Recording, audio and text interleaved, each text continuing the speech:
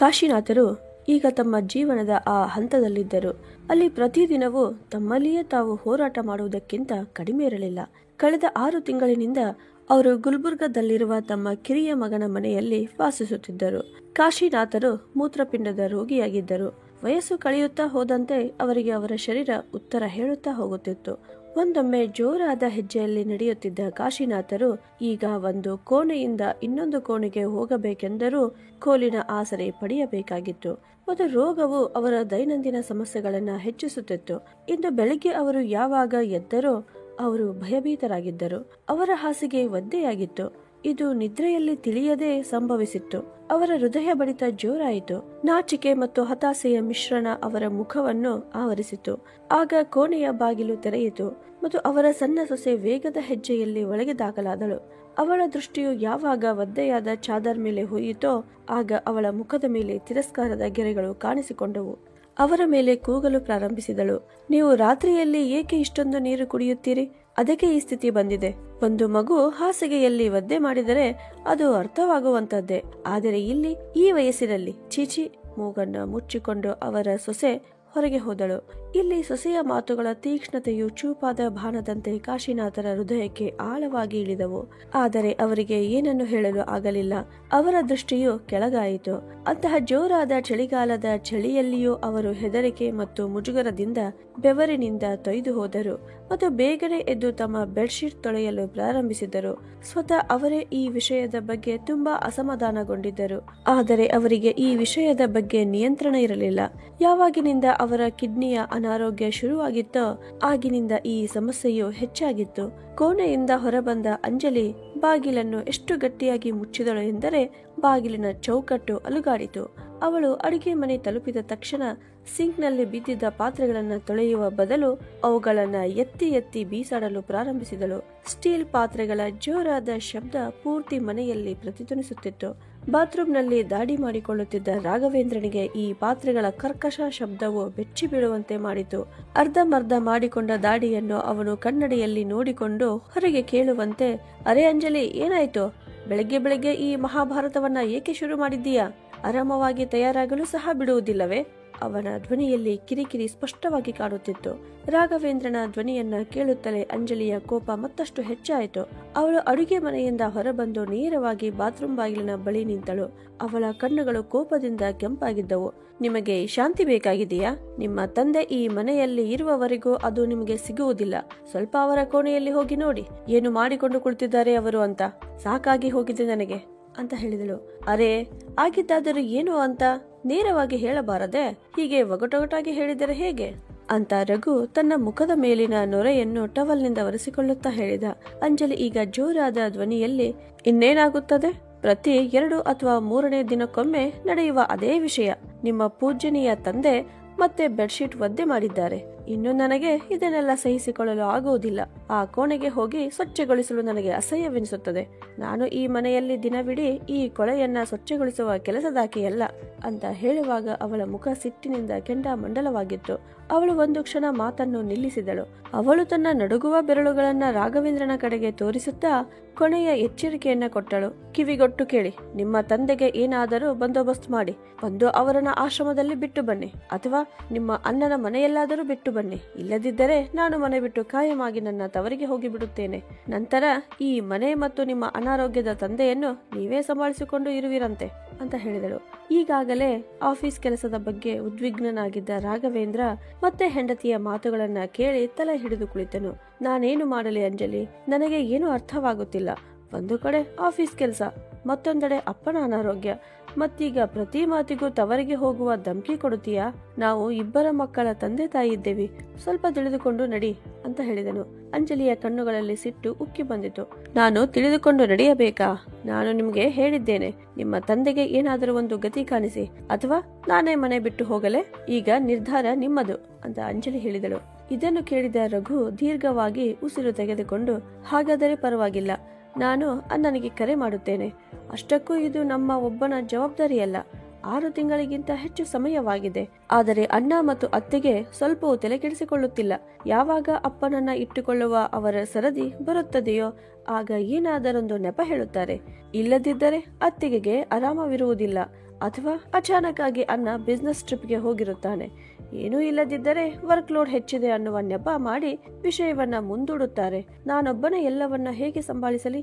ಈಗ ನೋಡು, ನಾನು ಅವರಿಗೆ ಕರೆ ಮಾಡಿ ಅಪ್ಪನನ್ನ ಕರೆದುಕೊಂಡು ಹೋಗಲು ಹೇಳಿದಾಗ ಅವರು ಮೊದಲೇ ಏನಾದರೂ ನೆಪವನ್ನ ಸಿದ್ಧಪಡಿಸಿರುತ್ತಾರೆ. ಹೀಗೆ ಹೇಳಿ ರಘು ಕರೆ ಮಾಡಿದನು.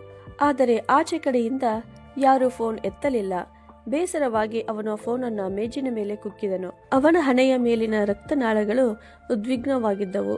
ನೋಡಿದೆಯಾ, ಅವರು ಫೋನ್ ಎತ್ತುವುದಿಲ್ಲ ಎಂದು ನಾನು ಹೇಳಿದ್ದಿಲ್ಲವೇ? ಜವಾಬ್ದಾರಿಯಿಂದ ತಪ್ಪಿಸಿಕೊಳ್ಳುವುದು ಹೇಗೆ ಎಂದು ಇವರಿಂದ ಕಲಿಯಬೇಕು.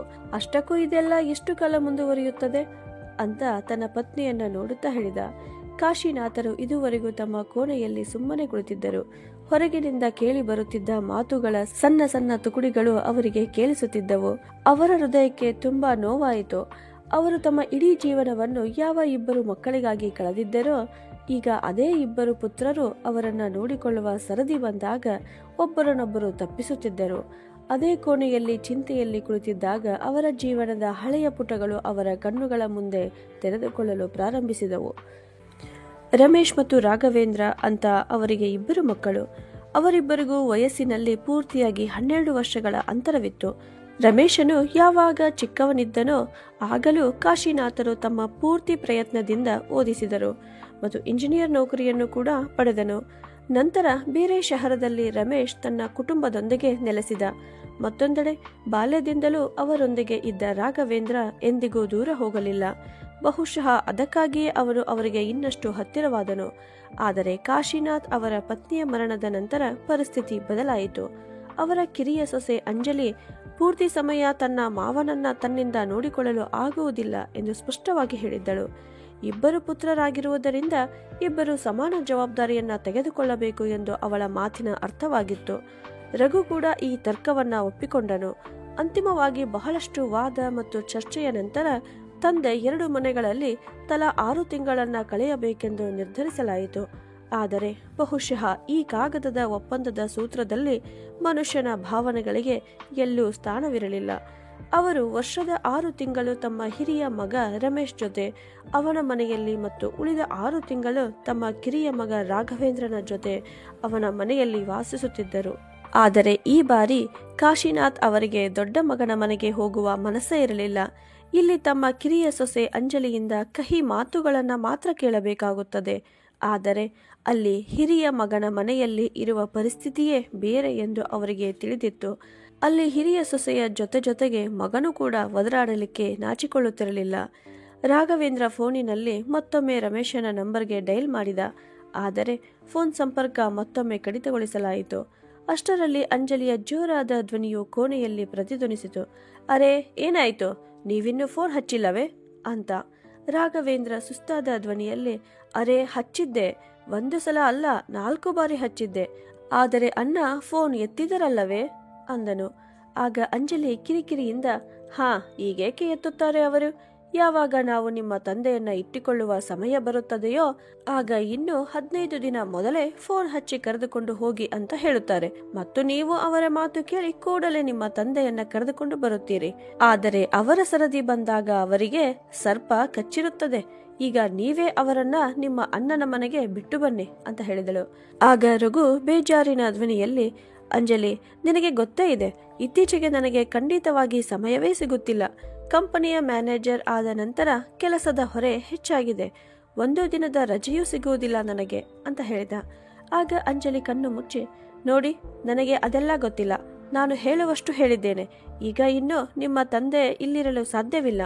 ನೀವು ಹೇಗಾದರೂ ಮಾಡಿ ಅವರನ್ನು ಅಲ್ಲಿಗೆ ಕಳುಹಿಸುವ ವ್ಯವಸ್ಥೆ ಮಾಡಿರಿ.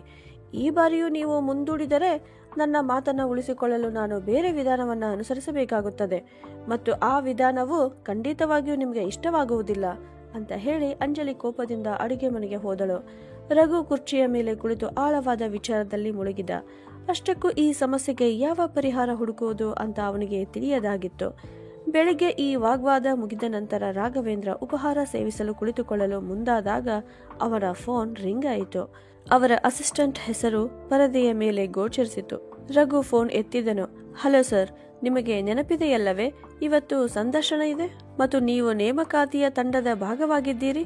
ಅನೇಕ ಅರ್ಜಿದಾರರು ಬಂದಿದ್ದಾರೆ ಅಂತ ಅಸಿಸ್ಟೆಂಟ್ ಹೇಳಿದಾಗ ರಘು, ಓಹೋ ಹೌದು, ಅದು ನನ್ನ ಗಮನಕ್ಕೆ ಬಂದೇ ಇರಲಿಲ್ಲ ಅಂತ ಹೇಳಿ ಬೇಗನೆ ನಾಷ್ಟಾ ಮುಗಿಸಿ ರಘು ತನ್ನ ಆಫೀಸ್ಗೆ ಹೊರಟು ಹೋದ. ರಾಘವೇಂದ್ರ ಒಂದು ದೊಡ್ಡ ಕಂಪನಿಯಲ್ಲಿ ಮ್ಯಾನೇಜರ್ ಹುದ್ದೆಯಲ್ಲಿದ್ದ. ಕೆಲವೇ ಸಮಯದಲ್ಲಿ ಅವನು ತನ್ನ ಗಾಡಿಯಿಂದ ಆಫೀಸ್ ತಲುಪಿದ. ರಾಘವೇಂದ್ರ ಕಚೇರಿ ತಲುಪಿದ ತಕ್ಷಣ ಆಫೀಸಿನ ಹಾಲ್ ಮತ್ತು ಕಾರಿಡಾರ್ ಅರ್ಜಿದಾರರಿಂದ ತುಂಬಿರುವುದನ್ನು ನೋಡಿದನು. ಎಲ್ಲರೂ ಕೈಯಲ್ಲಿ ಫೈಲುಗಳು ಮತ್ತು ರೆಸ್ಯೂಮ್ಗಳೊಂದಿಗೆ ತಮ್ಮ ಸರದಿಗಾಗಿ ಕಾಯುತ್ತಿದ್ದರು. ರಘು ಯಾರನ್ನ ನೋಡದೆ ತನ್ನ ಕ್ಯಾಬಿನ್ ಕಡೆಗೆ ಹೆಜ್ಜೆ ಹಾಕಿದನು. ಆಗ ಒಂದು ಧ್ವನಿಯು ಅವನನ್ನ ನಿಲ್ಲುವಂತೆ ಮಾಡಿತು. ಅರೆ ಮಿತ್ರ ರಾಘವೇಂದ್ರ, ಇಷ್ಟು ವರ್ಷಗಳ ನಂತರ ನಿನ್ನನ್ನು ನೋಡುತ್ತಿದ್ದೇನೆ. ಗೊತ್ತು ಹಿಡಿದೀಯಾ ಅಥವಾ ಮರೆತು ಬಿಟ್ಟಿದ್ದೀಯಾ ಅಂತ. ರಾಘವೇಂದ್ರ ಬೆಚ್ಚಿಬಿದ್ದನು. ಅವನ ಎದುರಿಗೆ ನಿಂತಿದ್ದ ವ್ಯಕ್ತಿಯು ನಗುತ್ತಾ ಅವನನ್ನ ತಬ್ಬಿಕೊಂಡು, ನಾನು ಅವಿನಾಶ್ ಮಿತ್ರ, ನಿನ್ನ ಬಾಲ್ಯದ ಸ್ನೇಹಿತ ಅಂತ ಹೇಳಿದಾಗ ರಾಘವೇಂದ್ರ ಸ್ವಲ್ಪ ಸಮಯ ಸುಮ್ಮನೆ ನಿಂತನು. ಮುಖದಲ್ಲಿ ಕಿರುನಗೆ ಮೂಡಿತು. ಆದರೆ ಕೂಡಲೇ ಅದು ಮಾಯವಾಯಿತು. ಅವಿನಾಶನ ಅನೌಪಚಾರಿಕ ವರ್ತನೆ ಅವನನ್ನ ಕೆರಳಿಸಲು ಪ್ರಾರಂಭಿಸಿತು. ಅಷ್ಟು ಜನರ ನಡುವೆ ಅವನ ಸ್ಥಾನ ಮತ್ತು ಪ್ರತಿಷ್ಠೆಯ ಚಿಂತೆ ಅವನ ಬಾಲ್ಯದ ಸ್ನೇಹದ ಮೇಲೆ ಪರಿಣಾಮ ಬೀರುತ್ತಿತ್ತು. ಬಹುಶಃ ಅವಿನಾಶನು ರಾಘವೇಂದ್ರನ ಮುಖದ ಮೇಲೆ ಬದಲಾದ ಭಾವನೆಯನ್ನ ಅರಿತುಕೊಂಡನು. ಅವನು ತನ್ನ ಮಾತುಗಳಲ್ಲಿ ಮರ್ಯಾದೆಯ ಪದಗಳನ್ನು ಬಳಸುತ್ತಾ, ನೀವು ಇಲ್ಲೇನಾ ಕೆಲಸ ಮಾಡೋದು ಅಂತ ಕೇಳಿದ.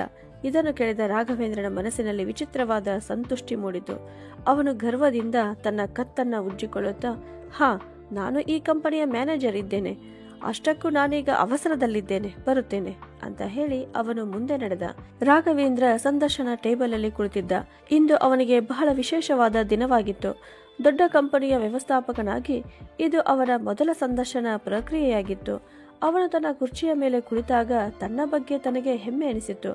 ಆದರೆ ಅವನ ಹಳೆಯ ಶಾಲಾ ಸ್ನೇಹಿತ ಅವಿನಾಶ್ ಸಂದರ್ಶನಕ್ಕೆ ಬಂದು ಅವನ ಮುಂದೆ ನಿಂತಾಗ ಈ ಹೆಮ್ಮೆ ಶೀಘ್ರದಲ್ಲೇ ದುರಹಂಕಾರಕ್ಕೆ ತಿರುಗಿತು. ಯಾವಾಗ ಅವಿನಾಶ್ ಕೋಣೆಗೆ ಕಾಲಿಟ್ಟನೋ ಆಗ ರಾಘವೇಂದ್ರನ ಮನಸ್ಸಿನಲ್ಲಿ ಶಾಲಾ ದಿನಗಳ ನೆನಪುಗಳು ಜೀವಂತವಾದವು. ಅವರಿಬ್ಬರ ಸಂಬಂಧವು ಸ್ನೇಹಕ್ಕಿಂತ ಸ್ಪರ್ಧೆಯಿಂದ ಕೂಡಿತ್ತು. ಶಾಲಾ ದಿನಗಳಲ್ಲಿ ಅವರು ನೆರೆಹೊರೆಯವರಾಗಿದ್ದರು. ಇಬ್ಬರು ಕಠಿಣ ಪರಿಶ್ರಮಿಗಳು ಮತ್ತು ಬುದ್ಧಿವಂತರು. ಆದರೆ ಯಾವತ್ತಿಗೂ ಅವಿನಾಶನೇ ಆಟ ಗೆಲ್ಲುತ್ತಿದ್ದ.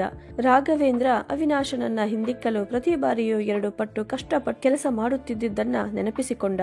ಆದರೂ ಕೊನೆಯಲ್ಲಿ ಅವಿನಾಶನೇ ಎಲ್ಲದರಲ್ಲೂ ಗೆಲ್ಲುತ್ತಿದ್ದ. ಅದಕ್ಕಾಗಿ ರಾಘವೇಂದ್ರನಿಗೆ ಅವಿನಾಶನ ಮೇಲೆ ಯಾವಾಗಲೂ ದ್ವೇಷವಿತ್ತು. ಶಾಲೆಯ ಶಿಕ್ಷಕರು ಮತ್ತು ಪ್ರಾಂಶುಪಾಲರು ಯಾವಾಗಲೂ ಅವಿನಾಶನನ್ನ ಹೊಗಳುತ್ತಿದ್ದರು. ಅವನ ಸಹಪಾಠಿಗಳಿಗೂ ಅವನ ಸಾಮರ್ಥ್ಯದ ಬಗ್ಗೆ ಮನವರಿಕೆಯಾಗಿತ್ತು. ಒಂದು ದಿನ ಅವಿನಾಶ್ ಒಬ್ಬ ಮಹಾನ್ ವ್ಯಕ್ತಿಯಾಗುತ್ತಾನೆ. ಅವನ ಸಾಮರ್ಥ್ಯದ ಆಧಾರದ ಮೇಲೆ ಅವನು ದೊಡ್ಡ ಗುರಿಯನ್ನ ಸಾಧಿಸುತ್ತಾನೆ. ಈ ಮಾತುಗಳು ಅವನ ಕಿವಿಯಲ್ಲಿ ಆಗಾಗ್ಗೆ ಪ್ರತಿಧ್ವನಿಸುತ್ತಿದ್ದವು. ಆದರೆ ಇಂದು ಅದೇ ಅವಿನಾಶ್ ಒಂದು ಕಾಲದಲ್ಲಿ ಎಲ್ಲರಿಗಿಂತ ಮುಂಚೂಣಿಯಲ್ಲಿದ್ದವ ಇಂದು ರಾಘವೇಂದ್ರನ ಎದುರಿಗೆ ನೌಕರಿಗಾಗಿ ನಿಂತಿದ್ದ. ಉನ್ನತ ಹುದ್ದೆ, ನಾನು ಈಗ ಎಲ್ಲಿಗೆ ತಲುಪಿದ್ದೇನೆ ನೋಡಿ, ಮತ್ತು ಮಿಸ್ಟರ್ ಟಾಪರ್ ಕೆಲಸಕ್ಕಾಗಿ ನನ್ನ ಮುಂದೆ ನಿಂತಿದ್ದಾನೆ.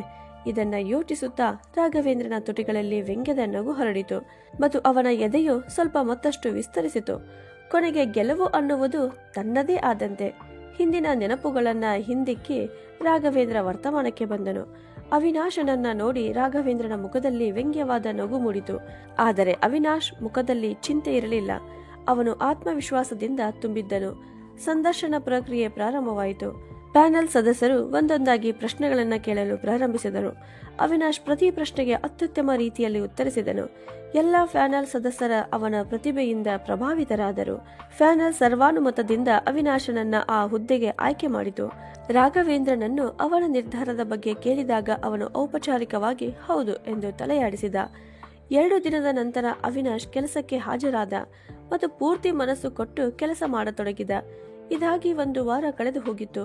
ಇಂದು ಯಾವಾಗ ರಾಘವೇಂದ್ರ ಆಫೀಸ್ ತಲುಪಿದನೋ ಆಗ ಅವನ ಮುಖದಲ್ಲಿ ಚಿಂತೆಯ ಗೆರೆಗಳು ಸ್ಪಷ್ಟವಾಗಿ ಕಾಣುತ್ತಿದ್ದವು. ಅವನು ಬಹಳ ಬೇಜಾರಿನಲ್ಲಿದ್ದ. ಅವನ ಹೆಂಡತಿ ಅಂಜಲಿ ಇಂದು ಬೆಳಗ್ಗೆ ಮತ್ತೆ ಮನೆಯಲ್ಲಿ ಗದ್ದಲ ಸೃಷ್ಟಿಸಿದ್ದಳು. ಮನೆಯಲ್ಲಿ ಮತ್ತೆ ದೊಡ್ಡ ಗದ್ದಲ. ಅದರ ಸದ್ದು ಇನ್ನು ಅವನ ಕಿವಿಗಳಲ್ಲಿ ಪ್ರತಿಧ್ವನಿಸುತ್ತಿತ್ತು. ಸಮಸ್ಯೆಗೆ ಪರಿಹಾರ ಕಂಡುಕೊಳ್ಳಲು ರಾಘವೇಂದ್ರ ತನ್ನ ಸಹೋದರ ರಮೇಶ್ಗೆ ಹಲವಾರು ಬಾರಿ ಕರೆ ಮಾಡಿದನು. ಆದರೆ ಪ್ರತಿ ಬಾರಿಯೂ ಅವನಿಗೆ ಅದೇ ಹಳೆಯ ಉತ್ತರ ಬಂದಿತ್ತು. ನಾನು ಈಗ ತುಂಬಾ ಬ್ಯುಸಿಯಾಗಿದ್ದೇನೆ. ಸಮಯ ಸಿಕ್ಕ ತಕ್ಷಣ ನಾನು ಅಪ್ಪನನ್ನ ಕರೆದುಕೊಂಡು ಹೋಗಲು ಬರುತ್ತೇನೆ. ಇನ್ನೆಷ್ಟು ದಿನ ಅವರನ್ನು ನಿನ್ನ ಹತ್ತಿರವೇ ಇಟ್ಟಿಕೋ ಅಂತ. ಇವೆಲ್ಲ ವಿಚಾರಗಳು ಅವನ ತಲೆಯನ್ನ ಕೊರೆಯುತ್ತಿರುವಾಗಲೇ ಬಾಗಿಲ ಬಳಿ ಆಗಮನವಾಯಿತು. ಮೇ ಐ ಕಮಿನ್ ಸರ್ ಅಂತ. ರಾಘವೇಂದ್ರನು ತಲೆ ಎತ್ತಿ ನೋಡಿ, ಬನ್ನಿ ಅವಿನಾಶ್ ಅಂದನು. ಅವಿನಾಶ್ ಒಳಗೆ ಬರುತ್ತಲೇ, ಸರ್, ನನಗೆ 2 ದಿನದ ರಜೆ ಬೇಕು ಅಂತ ಹೇಳಿದ. ರಾಘವೇಂದ್ರ ಅವನನ್ನ ದಿಟ್ಟಿಸಿ ನೋಡಿ ಆಶ್ಚರ್ಯದ ಸ್ವರದಲ್ಲಿ, ಅರೆ, ನೀನು ಈಗಷ್ಟೇ ಕೆಲಸಕ್ಕೆ ಸೇರಿಕೊಂಡಿದ್ದೀಯಾ ಮತ್ತು ಈಗಾಗಲೇ ರಜೆ ತೆಗೆದುಕೊಳ್ಳುತ್ತಿದ್ದೀಯಾ? ನಾವು ಬಹಳ ಮುಖ್ಯವಾದ ಯೋಜನೆಯಲ್ಲಿ ಕೆಲಸ ಮಾಡುತ್ತಿದ್ದೇವೆಂದು ನಿನಗೆ ಗೊತ್ತಿದೆ, ಆಗಲೇ ರಜೆ ತೆಗೆದುಕೊಳ್ಳುವ ಬಗ್ಗೆ ನೀನು ಹೇಗೆ ಯೋಚಿಸಿದೆ ಅಂತ ಕೇಳಿದ. ಅವಿನಾಶನು ಹಿಂಚಾಳಿಸುತ್ತಾ, ಸರ್, ಅಷ್ಟಕ್ಕೂ ನಾಳೆ ನಾನು ನನ್ನ ತಾಯಿಯನ್ನ ಬೆಂಗಳೂರಿಗೆ ಕರೆದುಕೊಂಡು ಹೋಗುವುದಿದೆ. ನನ್ನ ದೊಡ್ಡ ಅಕ್ಕ ಅಲ್ಲಿರುತ್ತಾಳೆ ಮತ್ತು ಅವರ ಹೊಸ ಮನೆಯ ಓಪನಿಂಗ್ ಇದೆ.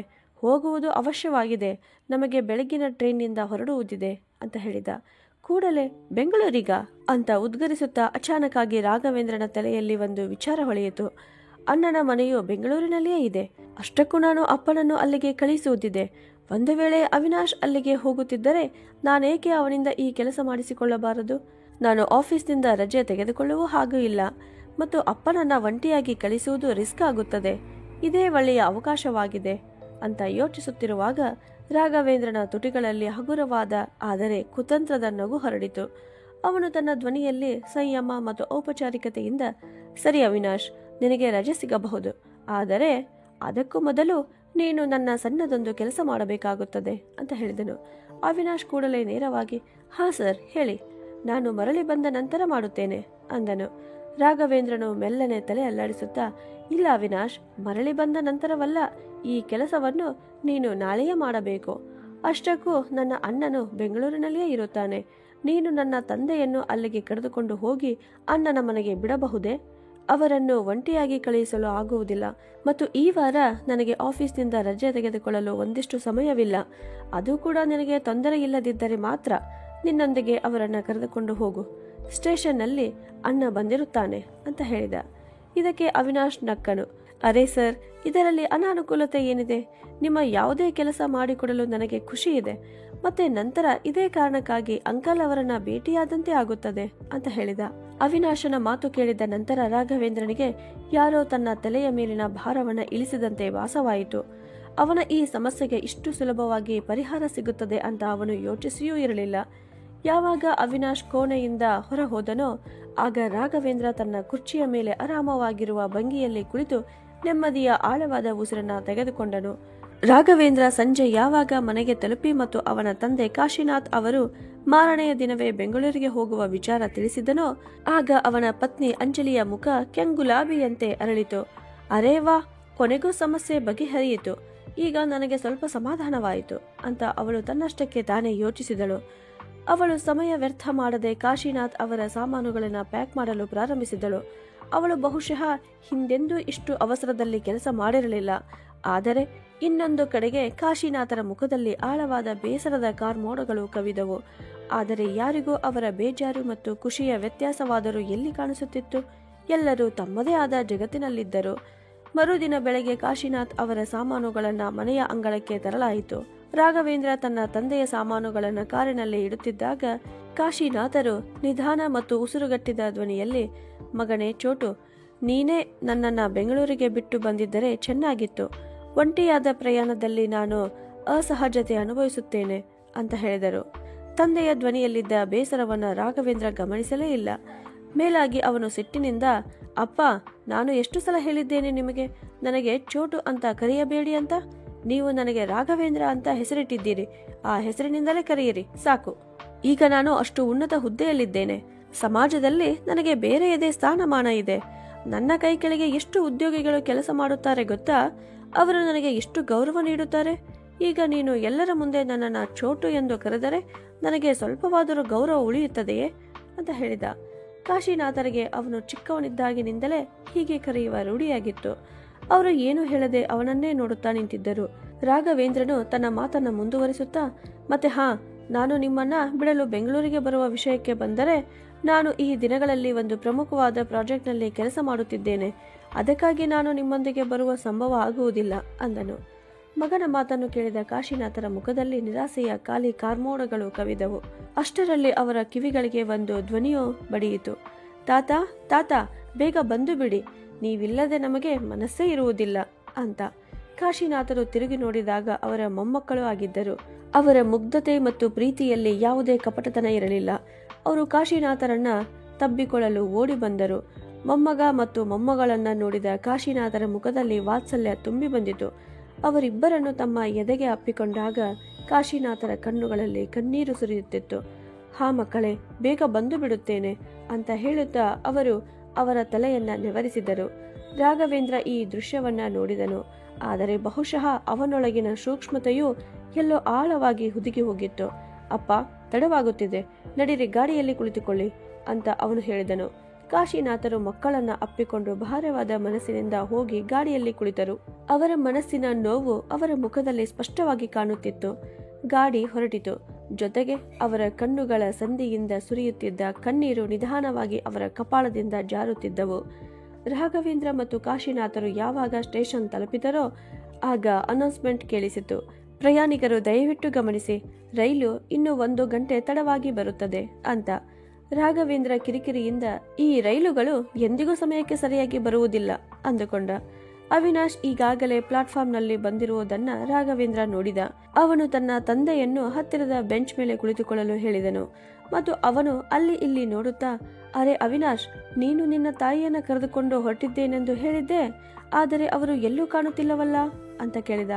ಅವಿನಾಶ್ ಮುಗುಳ್ನಕ್ಕು ಪಕ್ಕದ ಬೆಂಚಿನ ಮೇಲೆ ಕುಳಿತಿದ್ದ ದುರ್ಬಲ ಮತ್ತು ಬಾಗಿದ್ದ ವೃದ್ಧ ಮಹಿಳೆಯನ್ನ ತೋರಿಸುತ್ತಾ, ಇವರೇ ನನ್ನ ತಾಯಿ ಎಂದು ಹೇಳಿದನು. ರಾಘವೇಂದ್ರ ಅವರನ್ನ ನೋಡಿ ಆಘಾತಕ್ಕೊಳಗಾದನು. ಅವನಿಗೆ ಅವಿನಾಶನ ತಾಯಿಯನ್ನ ಗೊತ್ತು ಹಿಡಿಯಲು ಆಗಿರಲಿಲ್ಲ. ಅಷ್ಟಕ್ಕೂ ಅವರ ವಯಸ್ಸು ಅಷ್ಟೇನೂ ಆಗಿರಲಿಲ್ಲ. ಆದರೆ ಅವರು ಶಾರೀರಿಕ ರೂಪದಿಂದ ಬಹಳ ಅಸ್ವಸ್ಥ, ದುರ್ಬಲ ಮತ್ತು ಬಹಳ ವೃದ್ಧೆಯಂತೆ ಕಾಣುತ್ತಿದ್ದರು. ಅವಿನಾಶ್, ನಿನ್ನ ತಾಯಿ ಏಕೆ ಇಷ್ಟೊಂದು ದುರ್ಬಲ ಮತ್ತು ಅನಾರೋಗ್ಯದಿಂದ ಕಾಣುತ್ತಿದ್ದಾರೆ? ರಾಘವೇಂದ್ರ ಇದನ್ನು ಕೇಳುವಾಗ ಅವನ ಮುಖದಲ್ಲಿ ಆಶ್ಚರ್ಯ ಸ್ಪಷ್ಟವಾಗಿ ಕಾಣಿಸಿತು. ಆಗ ಅವಿನಾಶ್ ಹೇಳತೊಡಗಿದ, 3 ವರ್ಷಗಳ ಹಿಂದೆ ನನ್ನ ಹೆತ್ತವರು ಭೀಕರ ರಸ್ತೆ ಅಪಘಾತಕ್ಕೆ ಒಳಗಾದರು. ಆ ಘಟನೆಯಲ್ಲಿ ಅಪ್ಪಾಜಿ ಹೋಗಿಬಿಟ್ಟರು ಅಂತ ಹೇಳುವಾಗ ಅವಿನಾಶನ ಗಂಟಲು ತುಂಬಿ ಬಂದಿತು. ಅವನು ತನ್ನ ಮಾತನ್ನ ಮುಂದುವರಿಸಿ, ಆ ಘಟನೆಯಲ್ಲಿ ಅಮ್ಮನಿಗೆ ತುಂಬಾ ಪೆಟ್ಟು ಬಿದ್ದಿತು. ಆಸ್ಪತ್ರೆಯಲ್ಲಿ ತಿಂಗಳುಗಟ್ಟಲೆ ಆರೈಕೆ ನಡೆಯಿತು. ಆದರೆ ಅಮ್ಮ ಪೂರ್ತಿಯಾಗಿ ಚೇತರಿಸಿಕೊಳ್ಳಲಿಲ್ಲ. ಕ್ರಮೇಣ ಅವಳ ಆರೋಗ್ಯ ಕ್ಷೀಣಿಸಲು ಪ್ರಾರಂಭಿಸಿತು. ತಂದೆಯ ಮರಣದ ನಂತರ ಅಮ್ಮ ತುಂಬಾ ಆಘಾತಕ್ಕೊಳಗಾದರು. ಅವರು ಒಳಗಿನಿಂದ ಮುರಿದು ಬಿದ್ದಿದ್ದರು. ಅದರ ಜೊತೆಗೆ ಅವಳ ನೆನಪು ಕೂಡ ದುರ್ಬಲವಾಯಿತು.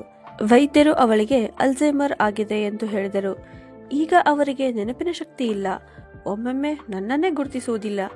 ಏನಾಯ್ತು ಗೊತ್ತಾ ಸರ್, ಯಾವ ದಿನ ನನ್ನ ತಂದೆ ತಾಯಿಗೆ ಅಪಘಾತವಾಯಿತೋ ಅದರ 2 ದಿನದ ಮೊದಲೇ ನನಗೆ ವಿದೇಶದಲ್ಲಿ ನೌಕರಿಯ ಅಪಾಯಿಂಟ್ಮೆಂಟ್ ಲೆಟರ್ ಸಿಕ್ಕಿತು.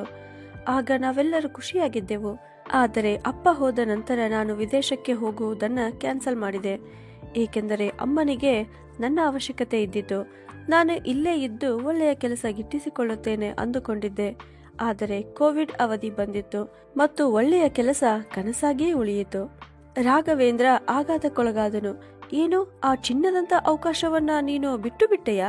ನಿನಗೆ ಪಶ್ಚಾತ್ತಾಪ ಆಗುವುದಿಲ್ಲವೇ ಅಂತ ಕೇಳಿದಾಗ ಅವಿನಾಶ್ ನಗುತ್ತಾ, ಪಶ್ಚಾತ್ತಾಪ ಖಂಡಿತ ಇಲ್ಲ ಸರ್. ನನ್ನ ತಾಯಿಯ ಆಶೀರ್ವಾದ ನನ್ನ ತಲೆಯ ಮೇಲಿದೆ. ಅದೇ ನನಗೆ ಅತ್ಯಂತ ಅಮೂಲ್ಯವಾದ ಐಶ್ವರ್ಯ ಆಗಿದೆ. ನೌಕರಿ ಇನ್ನೊಂದು ಸಿಗಬಹುದು. ಆದರೆ ಒಂದು ವೇಳೆ ನಾನು ಆ ಸಮಯದಲ್ಲಿ ಅಮ್ಮನಿಗೆ ಜೊತೆಯಾಗಿ ನಿಲ್ಲದೇ ಇದ್ದಿದ್ದರೆ ಆ ಪಶ್ಚಾತ್ತಾಪ ನನ್ನನ್ನು ಜೀವನ ಪೂರ್ತಿ ಕಾಡದೇ ಇರುತ್ತಿರಲಿಲ್ಲ. ಇದನ್ನು ಕೇಳಿ ರಾಘವೇಂದ್ರ ಆಶ್ಚರ್ಯದಿಂದ, ಆದರೆ ಈ ಸ್ಥಿತಿಯಲ್ಲಿ ಅವರನ್ನು ನಿಭಾಯಿಸುವುದು ತುಂಬಾ ಕಷ್ಟಕರ. ನೀವು ಇಬ್ಬರು ಸಹೋದರರು, ಅವರನ್ನು ಒಟ್ಟಿಗೆ ನಿಭಾಯಿಸುತ್ತಿರಬಹುದು ಅಂತ ಕೇಳಿದಾಗ ಅವಿನಾಶನು, ಇಲ್ಲ ಸರ್, ನನ್ನ ಸಹೋದರ ಪುಣೆಯಲ್ಲಿ ವಾಸಿಸುತ್ತಾನೆ ಅಂತ ಹೇಳಿದ. ಸರಿ, ಹಾಗಿದ್ದರೆ ನೀವಿಬ್ಬರೂ ಅವರನ್ನು ತಲಾ 6 ತಿಂಗಳು ಇಟ್ಟುಕೊಂಡು ನೋಡಿಕೊಳ್ಳುತ್ತಿರಬಹುದು ಅಂತ ಕೇಳುತ್ತಾ ಬಹುಶಃ ರಾಘವೇಂದ್ರ ತನ್ನ ಮನಸ್ಸಿಗೆ ಸಮಾಧಾನ ತಂದುಕೊಳ್ಳಲು ಪ್ರಯತ್ನಿಸಿದ. ಆದರೆ ಅವಿನಾಶನು, ಅರೆ ಇಲ್ಲ ಇಲ್ಲ, ಹೀಗೆ ಮಾಡಲು ನಾನೆಂದು ಯೋಚಿಸಲು ಸಾಧ್ಯವಿಲ್ಲ. ಇಲ್ಲಿ ನನ್ನ ತಾಯಿಯ ಸ್ವಂತ ಮನೆಯಿದೆ. ಮೊದಲಿನಿಂದಲೇ ಅವಳು ಇಲ್ಲಿಯೇ ಇರುತ್ತಾ ಬಂದಿದ್ದಾಳೆ. ಬೇರೆ ಎಲ್ಲಾದರೂ ಇರಲು ಅವಳಿಗೆ ಮನಸ್ಸಾದರೂ ಹೇಗೆ ಬರುತ್ತದೆ? ಈ ವಯಸ್ಸಲ್ಲಿ ಅವರ ಜೀವನ ಲೋಲಕದಂತೆ ಆಗಲು ನಾನು ಬಯಸುವುದಿಲ್ಲ. ಒಮ್ಮೆ ಇಲ್ಲಿದ್ದರೆ ಒಮ್ಮೆ ಅಲ್ಲಿ. ಅಪ್ಪ ಹೋದ ನಂತರ ತನಗೆ ಯಾವುದೇ ಮನೆಯಿಲ್ಲ ಮತ್ತು ಮಗನಿಗೆ ತಾನು ಭಾರವಾಗಿದ್ದೇನೆಂದು ಅನ್ನುವ ವಿಚಾರ ಅವಳ ಮನಸ್ಸಿನಲ್ಲಿಯೂ ಬರದೇ ಇರಲಿ ಅಂತ ನಾನು ಬಯಸುತ್ತೇನೆ. ಮೇಲಾಗಿ ನನ್ನ ಪತ್ನಿಯು ನನಗಿಂತ ಹೆಚ್ಚು ನನ್ನ ತಾಯಿಯನ್ನು ನೋಡಿಕೊಳ್ಳುತ್ತಾಳೆ, ಅವಳನ್ನು ಅರ್ಥ ಮಾಡಿಕೊಳ್ಳುತ್ತಾಳೆ. ಈ ವಿಚಾರದಲ್ಲಿ ನಾನು ತುಂಬಾ ಪುಣ್ಯವಂತನಿದ್ದೇನೆ ಅಂತ ಹೇಳಿದ. ಅವಿನಾಶನ ಈ ಮಾತುಗಳನ್ನು ಕೇಳಿದ ರಾಘವೇಂದ್ರ, ಅರೆ ಅವಿನಾಶ್, ಕೆಲವೊಮ್ಮೆ ಒಬ್ಬ ವ್ಯಕ್ತಿಯು ಜೀವನದಲ್ಲಿ ವ್ಯಾವಹಾರಿಕವಾಗಿ ನಿರ್ಧಾರಗಳನ್ನು ತೆಗೆದುಕೊಳ್ಳಬೇಕಾಗುತ್ತದೆ. ಶುದ್ಧ ಭಾವನೆಯಿಂದ ತೆಗೆದುಕೊಂಡ ನಿರ್ಧಾರಗಳು ಹೆಚ್ಚಿನ ಸಮಯದಲ್ಲಿ ತಪ್ಪಾಗಿರುತ್ತವೆ ಮತ್ತು ನಂತರ ಕುಟುಂಬದ ಜವಾಬ್ದಾರಿಯನ್ನು ನಿಭಾಯಿಸುತ್ತಾ ಮನುಷ್ಯನಿಗೆ ಸಾಕಾಗಿ ಹೋಗುತ್ತದೆ. ನಂತರ ನಾವಿಷ್ಟೇ ತಂದೆ ತಾಯಿಯ ಸೇವೆಯನ್ನ ಏಕೆ ಮಾಡಬೇಕು, ಇನ್ನೊಬ್ಬ ಸಹೋದರ ಏಕೆ ಮಾಡಬಾರದು ಅನ್ನುವ ವಿಚಾರ ಖಂಡಿತವಾಗಿ ಬಂದೇ ಬರುತ್ತದೆ ಅಂತ ಹೇಳಿದ. ರಾಘವೇಂದ್ರನ ಈ ಮಾತಿಗೆ ಅವಿನಾಶ ಸ್ವಲ್ಪ ನಕ್ಕು ನಂತರ, ಅರೆ ಇಲ್ಲ ಸರ್, ಒಂದು ಕೆಲಸ ಕಷ್ಟ ಅಂತ ಅನ್ನಿಸುವುದು ಅದನ್ನ ಹೊರೆ ಅಂತ ಭಾವಿಸಿದಾಗ ಮಾತ್ರ ಅಂತ ನನಗೆ ಅನಿಸುತ್ತದೆ. ಪೋಷಕರು ತಮ್ಮ ಮಕ್ಕಳನ್ನು ಎಂದಿಗೂ ಹೊರೆ ಅಂತ ಪರಿಗಣಿಸದೇ ಇದ್ದಾಗ ನಾವು ನಮ್ಮ ಹೆತ್ತವರನ್ನು ಹೊರೆ ಅಂತ ಹೇಗೆ ಪರಿಗಣಿಸಬೇಕು? ಮತ್ತು ಸರ್, ಹಾಗೆ ನೋಡಿದರೆ ತಿಳಿದೋ ತಿಳಿಯದನೋ ನಮ್ಮ ಕರ್ಮಗಳು ನಮ್ಮ ಮಕ್ಕಳ ಮೂಲಕ ಸಂಸ್ಕಾರ ರೂಪದಲ್ಲಿ ನಮಗೆ ಬರುತ್ತವೆ. ಒಬ್ಬ ವ್ಯಕ್ತಿಯು ಇಷ್ಟು ಸಣ್ಣ ವಿಷಯವನ್ನು ಅರ್ಥ ಮಾಡಿಕೊಂಡರೆ ಅವನ ವೃದ್ಧಾಪ್ಯವು ಉತ್ತಮವಾಗಿರುತ್ತದೆ ಅಂತ ಹೇಳಿದ. ಇದನ್ನು ಕೇಳಿದ ರಾಘವೇಂದ್ರನಿಗೆ ಅವಿನಾಶ್ ಅವನ ಬಾಯಿಯ ಮೇಲೆ ಬಲವಾಗಿ ಹೊಡೆದಂತೆ ಭಾಸವಾಯಿತು. ಅವನು ಮೂಕನಂತಾದ. ಅವನ ಹೆಮ್ಮೆ ಕ್ಷಣಾರ್ಧದಲ್ಲಿ ಛಿದ್ರವಾಯಿತು. ಅದೇ ಕ್ಷಣದಲ್ಲಿ ರೈಲು ಬಂದಿತು. ಅವಿನಾಶನು ಮೊದಲು ಕಾಶಿನಾಥರಿಗೆ ಟ್ರೇನಿನಲ್ಲಿ ಕುಳಿತುಕೊಳ್ಳಲು ಸಹಾಯ ಮಾಡಿದ. ನಂತರ ತನ್ನ ತಾಯಿಯನ್ನು ಆಸರೆಯಾಗಿ ಹಿಡಿದುಕೊಂಡು ಕೂರಿಸಿದ. ನಿಧಾನವಾಗಿ ಟ್ರೈನ್ ಚಲಿಸಲು ಪ್ರಾರಂಭಿಸಿತು. ಆಗ ಕಾಶಿನಾಥರು ಕಿಟಕಿಯಿಂದ ಹೊರಗೆ ಇಣುಕುತ್ತಾ, ಮಗನೇ, ನಿನ್ನ ಗಮನವಿರಲಿ, ಹಾಗೆ ಹೆಂಡತಿ ಮಕ್ಕಳದ್ದು ಅಂತ ಹೇಳುತ್ತಾ ಅವರ ಮಾತುಗಳು ಅರ್ಧಕ್ಕೆ ಉಳಿದವು ಮತ್ತು ಟ್ರೈನ್ ಮುಂದೆ ಚಲಿಸುತ್ತಾ ಹೋಯಿತು. ಆದರೆ ಇಂದು ರಾಘವೇಂದ್ರನಿಗೆ ತನ್ನ ತಂದೆಯ ಧ್ವನಿಯಲ್ಲಿ ಹಿಂದೆಂದೂ ನೋಡಿರದ ನೋವೊಂದು ಕಾಣಿಸಿತು. ರೈಲು ತನ್ನ ಗಮ್ಯಸ್ಥಾನದ ಕಡೆಗೆ ಹೊರಟಿತು. ರೈಲು ದೂರ ಹೋಗುತ್ತಿದ್ದಂತೆ ರಾಘವೇಂದ್ರ ಆಳವಾದ ವಿಚಾರದಲ್ಲಿ ಮುಳುಗಿ ತನ್ನ ಆಫೀಸ್ ಕಡೆಗೆ ಹೊರಟ. ಆದರೆ ಅವಿನಾಶನ ಮಾತುಗಳು ಅವನ ತಲೆಯಲ್ಲಿ ಸುತ್ತಿಗೆಯಿಂದ ಹೊಡೆದಂತೆ ಆಗುತ್ತಿದ್ದವು. ಅವನ ಮನಸ್ಸಿನ ನೆಮ್ಮದಿ ಎಲ್ಲೋ ಹಾರಿ ಹೋಗಿತ್ತು. ತನ್ನ ಮತ್ತು ಅವಿನಾಶ್ ನಡುವೆ ಇನ್ನೂ ಸ್ಪರ್ಧೆ ನಡೆಯುತ್ತಿದೆ ಎಂದು ಅವನಿಗೆ ಭಾಸವಾಗತೊಡಗಿತು. ಮಾನವೀಯತೆಯ ಪ್ರತಿಸ್ಪರ್ಧೆ. ಅದರಲ್ಲಿ ಅವಿನಾಶ್ ಇಂದಿಗೂ ಅವನನ್ನು ಗೆದ್ದಿದ್ದನು. ಒಂದೆಡೆ ಅವನು ತನ್ನ ಮನಸ್ಸನ್ನು ತಿಳಿದುಕೊಳ್ಳಲು ಪ್ರಯತ್ನಿಸುತ್ತಿದ್ದನು, ತಾನೇನು ತಪ್ಪು ಮಾಡಿಲ್ಲ ಅಂತ. ಆದರೆ ಇನ್ನೊಂದು ಕಡೆಗೆ ಅವನ ಮನಸ್ಸಿನಲ್ಲಿ ವಿಚಾರಗಳು ಬಿರುಗಾಳಿಯ ಬೀಸುತ್ತಿತ್ತು. ನಾನು ಇವತ್ತು ಏನೇ ಆಗಿದ್ದರೂ ಮತ್ತು ನಾನು ಇಷ್ಟೊಂದು ದೊಡ್ಡ ಸ್ಥಾನವನ್ನ ಗಳಿಸಿದ್ದು ನನ್ನ ಕಠಿಣ ಪರಿಶ್ರಮದಿಂದ ಮಾತ್ರವೇ? ನನ್ನ ಹೆತ್ತವರ ಎಷ್ಟೋ ವರ್ಷಗಳ ಕಠಿಣ ಪರಿಶ್ರಮದ ತಪಸ್ಸಿರಲಿಲ್ಲವೇ? ಜೀವನದ ಪ್ರತಿ ಹಂತದಲ್ಲೂ ಅವರು ನನಗೆ ಏನನ್ನಾದರೂ ಸಾಧಿಸಲು ಸ್ಫೂರ್ತಿ ನೀಡಿದರು. ಮಗನೇ ಚೋಟು, ನೀನು ದೊಡ್ಡವನಾದ ಮೇಲೆ ದೊಡ್ಡ ಮನುಷ್ಯನಾಗಬೇಕು. ನಿನ್ನ ಕನಸುಗಳನ್ನು ನನಸಾಗಿಸಲು ಕಷ್ಟಪಟ್ಟು ಕೆಲಸ ಮಾಡು. ನನಗೆ ಓದುವ ಮನಸ್ಸಿಲ್ಲದಿದ್ದಾಗ ನನ್ನ ತಂದೆಯ ಈ ಮಾತುಗಳು ನನ್ನನ್ನು ಪ್ರೋತ್ಸಾಹಿಸುತ್ತಿದ್ದವು. ಯಾವಾಗ ನಾನು ನನ್ನ ಧೈರ್ಯ ಕಳೆದುಕೊಳ್ಳುತ್ತಿದ್ದೆನೋ ಆಗ ನನ್ನ ತಂದೆಯ ಬಲವಾದ ಕೈಗಳು ನನ್ನ ಹೆಗಲ ಮೇಲೆ ಇದ್ದವು. ನಾವು ನಿನ್ನೊಂದಿಗೆ ಇದ್ದೇವೆ ಅನ್ನುವಂತೆ. ಆದರೆ ಇಂದು ಯಾವಾಗ ಅದೇ ಕೈಗಳಿಗೆ ವಯಸ್ಸಾಗಿವೆಯೋ ಮತ್ತು ದುರ್ಬಲವಾಗಿವೆಯೋ ಅವರಿಗೆ ನನ್ನ ಭುಜದ ಬೆಂಬಲ ಬೇಕಾಗಿದೆ. ನಾನು ಅವರನ್ನ ಬಿಟ್ಟೆ. ಹೃದಯ ಮತ್ತು ಬುದ್ಧಿಯ ನಡುವೆ ನಡೆಯುತ್ತಿದ್ದ ತರ್ಕವು ರಾಘವೇಂದ್ರನನ್ನ ಸುಸ್ತಾಗುವಂತೆ ಮಾಡಿತ್ತು. ಅವನು ತನ್ನ ಕಣ್ಣು ಮುಚ್ಚಿ ಮನಸ್ಸನ್ನ ಶಾಂತಗೊಳಿಸಲು ಪ್ರಯತ್ನಿಸಿದ. ನಂತರ ಅವನಿಗೆ ತನ್ನ ತಾಯಿಯ ಆಸ್ಪತ್ರೆಯ ಹಾಸಿಗೆಯ ಮೇಲೆ ಮಲಗಿ ಕ್ಯಾನ್ಸರ್ನಿಂದ ಬಳಲುತ್ತಿದ್ದ ಕ್ಷಣ ನೆನಪಾಗಲು ಪ್ರಾರಂಭಿಸಿತು. ಆ ಸಮಯದಲ್ಲಿ ರಾಘವೇಂದ್ರ ಅವಳಿಗೆ ಊಟವನ್ನ ತೆಗೆದುಕೊಂಡು ಹೋಗಿದ್ದ. ಯಾವಾಗ ಅವನು ಕೋಣೆಯ ಒಳಗೆ ಹೋಗಲು ನೋಡಿದನೋ ಆಗ ಒಳಗಿನಿಂದ ಬಂದ ಒಂದು ಶಬ್ದದಿಂದ ಅವನ ಕಾಲುಗಳು ಅಲ್ಲಿಯೇ ನಿಂತವು. ಅಪ್ಪ ಅಮ್ಮನ ಹತ್ತಿರ ಕುಳಿತಿದ್ದರು ಮತ್ತು ಅಮ್ಮ ಅವರಿಗೆ ತಿಳಿಸಿ ಹೇಳುತ್ತಿದ್ದರು, ನೀವು ಬೇಜಾರು ಮಾಡಿಕೊಳ್ಳಬೇಡಿ, ಒಂದಿಲ್ಲ ಒಂದು ದಿನ ಎಲ್ಲರೂ ಹೋಗಲೇಬೇಕು. ಇದರಲ್ಲಿ ಕಣ್ಣೀರು ಸುರಿಸುವ ಯಾವ ಮಾತು ಇಲ್ಲ ಅಂತ ಅಮ್ಮ ಅಂದಾಗ ಅಪ್ಪನ ಧ್ವನಿ ಪ್ರತಿಧ್ವನಿಸಿತು. ನಾನೇನು ಮಾಡ್ಲಿ ಕಮಲ, ನೀನಿಲ್ಲದೆ ನಾನು ಬದುಕುವ ಕಲ್ಪನೆಯೂ ಮಾಡಿಕೊಳ್ಳಲು ಸಾಧ್ಯವಿಲ್ಲ. ನೀನಿಲ್ಲದೆ ನನ್ನ ಪರಿಸ್ಥಿತಿ ಏನಾಗಬಹುದು ಅಂತ ಸ್ವಲ್ಪ ಯೋಚಿಸಿದ್ದೀಯಾ ಅಂತ ಹೇಳುತ್ತಾ ಅವರ ಗಂಟಲು ತುಂಬಿ ಬಂದಿತು. ಆದರೆ ಅಮ್ಮ ಶಾಂತ ಸ್ವರದಲ್ಲಿ, ಆ ವಿಷಯಕ್ಕೆ ನೀವೇನು ಚಿಂತೆ ಮಾಡಬೇಡಿ. ರಮೇಶ್ ಸ್ವಭಾವದಲ್ಲಿ ಸ್ವಲ್ಪ ಹಠಮಾರಿ ಇರಬಹುದು, ಆದರೆ ರಘು ಮೇಲೆ ನನಗೆ ಸಂಪೂರ್ಣ ವಿಶ್ವಾಸವಿದೆ. ಅವನು ನಿಮ್ಮನ್ನು ಕಾಳಜಿಯಿಂದ ನೋಡಿಕೊಳ್ಳುತ್ತಾನೆ ಅಂತ ಹೇಳಿದ್ದಳು. ಅದಾದ ಸರಿಯಾಗಿ 2 ದಿನದ ನಂತರ ಅಮ್ಮ ನಮ್ಮನ್ನ ಬಿಟ್ಟು ಹೋಗಿಬಿಟ್ಟಳು. ಅಪ್ಪ ಒಳಗಿನಿಂದ ಮುರಿದು ಹೋಗಿದ್ದರು, ತುಂಬಾ ಒಂಟಿಯಾಗಿದ್ದರು. ಆದರೆ ನಾವು ಅವರ ಒಂಟಿತನದ ಪೀಡೆಯನ್ನು ಸಹ ಅರ್ಥ ಮಾಡಿಕೊಳ್ಳಲಿಲ್ಲ. ಅಮ್ಮನ ತಿಥಿಯ ದಿನವೇ ಅಂಜಲಿ ಹೇಳಿದ್ದಳು, ನಾವು ಒಬ್ಬರೇ ತಂದೆಯ ಹೊರೆಯನ್ನ ಏಕೆ ಹೊರಬೇಕು? ಅದು ಇಬ್ಬರು ಗಂಡು ಮಕ್ಕಳ ಕರ್ತವ್ಯ ಆಗಿದೆ ಅಂತ. ಮತ್ತು ಅವಳ ಮಾತುಗಳು ಸರಿಯಾಗಿವೆ ಎಂದು ನನಗನಿಸಿತು. ಅಣ್ಣ ತಂದೆಯನ್ನ ನೋಡಿಕೊಳ್ಳಲು ಬಯಸುವುದಿಲ್ಲ ಅಂತ ನನಗೆ ತಿಳಿದ ನಂತರವೂ ನಾನು ತೀರ್ಮಾನ ಮಾಡಿದ್ದೆ, ಅಪ್ಪನ ಜವಾಬ್ದಾರಿಯನ್ನ ನಾವಿಬ್ಬರು ಅಣ್ಣ ತಮ್ಮ ಸಮಾನವಾಗಿ ಹಂಚಿಕೊಳ್ಳೋಣ ಅಂತ. ಈ ವಿಷಯ ತಿಳಿದಾಗ ಅಪ್ಪನ ಮುಖದಲ್ಲಿ ಎಷ್ಟು ಅಸಹಾಯಕತೆ ಕಾಣಿಸಿಕೊಂಡಿತ್ತು. ಅವರ ಮುಖದಲ್ಲಿನ ಗೆರೆಗಳು ಮತ್ತಷ್ಟು ಆಳವಾಗುತ್ತಾ ಹೋಗಿದ್ದವು. ಅವರ ವಯಸ್ಸು 10 ವರ್ಷ ಮುಂದೆ ಸರಿದಂತೆ. ಅವರ ಎಲ್ಲಾ ಸ್ನೇಹಿತರು ಸಂಬಂಧಿಕರು ಇದೇ ಗುಲ್ಬರ್ಗದಲ್ಲಿಯೇ ಇದ್ದರು. ಅವರ ಜೊತೆಯಲ್ಲಿ ಅವರು ತಮ್ಮ ಸಮಯವನ್ನ ಚೆನ್ನಾಗಿ ಕಳೆಯಬಹುದಿತ್ತು. ಆದರೆ ನಾನು ಹೀಗೆ ಯೋಚಿಸುತ್ತಾ ರಾಘವೇಂದ್ರನ ಕಣ್ಣುಗಳಿಂದ ಕಣ್ಣೀರು ದಾರಿಯಾಗಿ ಹರಿಯಿತು. ಅಮ್ಮ, ನಿನಗೆ ರಘು ಮೇಲೆ ಸಂಪೂರ್ಣ ನಂಬಿಕೆ ಇದೆ ಅಂತ ಹೇಳಿದ್ದಿ, ಆದರೆ ನಿನ್ನ ರಘು ಇವತ್ತು ಏನು ಮಾಡಿದ ಅಂತ ಅವನ ಹೃದಯ ರೋಧಿಸುತ್ತಿತ್ತು. ನಾನು ನನ್ನ ತಂದೆಗೆ ಸಹಿಸಲಾಗದ ನೋವನ್ನು ನೀಡಿದ್ದು ಮಾತ್ರವಲ್ಲದೆ ನನ್ನ ತಾಯಿಯ ನಂಬಿಕೆಯನ್ನು ಮುರಿದಿದ್ದೇನೆ. ಇದನ್ನೆಲ್ಲ ನೋಡಿದ ಮೇಲೆ ನನ್ನ ತಾಯಿಯ ಆತ್ಮಕ್ಕೆ ಎಷ್ಟು ನೋವಾಗುತ್ತದೆ ಎಂದು ನಾನು ಯೋಚಿಸಲೂ ಇಲ್ಲ. ಅವಳು ನನ್ನನ್ನು ಎಂದಿಗೂ ಕ್ಷಮಿಸುವುದಿಲ್ಲ ಅಂದುಕೊಂಡ. ನಂತರ ಏನೋ ಯೋಚಿಸಿದ ನಂತರ ತನ್ನ ಕಣ್ಣೀರನ್ನು ಒರೆಸಿಕೊಂಡ ರಘು ಮೊಬೈಲ್ ಎತ್ತಿಕೊಂಡು ಬೆಂಗಳೂರಿಗೆ ಹೋಗುವ ಫ್ಲೈಟ್ ಬುಕ್ ಮಾಡಿದ. ನಂತರ ಸಮಯ ವ್ಯರ್ಥ ಮಾಡದೆ ತನ್ನ ಆಫೀಸ್ನಿಂದ ಹೊರಗೆ ಬಂದನು. ಸುಮಾರು 5 ಗಂಟೆಗಳ ನಂತರ ರೈಲು ಬೆಂಗಳೂರು ರೈಲ್ವೆ ನಿಲ್ದಾಣದಲ್ಲಿ ನಿಂತಾಗ ಅವಿನಾಶ್ ತನ್ನ ತಾಯಿ ಮತ್ತು ಕಾಶಿನಾಥರ ಜೊತೆ ಇಳಿದಾಗ ರಾಘವೇಂದ್ರ ತನ್ನ ಮುಂದೆ ನಿಂತಿದ್ದನ್ನ ನೋಡಿ ಆಶ್ಚರ್ಯಚಕಿತನಾದನು. ಕಾಶಿನಾಥರು ಕೂಡ ಆಶ್ಚರ್ಯಚಕಿತರಾದರು. ಆಗ ರಾಘವೇಂದ್ರ ಅವಿನಾಶನನ್ನ ತಬ್ಬಿಕೊಂಡು ತುಂಬಿದ ಗಂಟಲಿನಿಂದ, ನೀನು ನನ್ನ ಕಣ್ಣು ತೆರೆಸಿದೆ ಮಿತ್ರ. ನೀನು ನನ್ನ ಕರ್ತವ್ಯವನ್ನ ನೆನಪಿಸಿಕೊಟ್ಟಿದ್ದಕ್ಕೆ ನಿನಗೆ ತುಂಬಾ ಧನ್ಯವಾದಗಳು ನನ್ನ ಗೆಳೆಯ ಅಂತ ಹೇಳಿದ. ಇದನ್ನು ಕೇಳಿದ ಅವಿನಾಶ್ ಆಶ್ಚರ್ಯ ಮತ್ತು ಸಂತೋಷದಿಂದ ಅವನನ್ನ ನೋಡತೊಡಗಿದನು.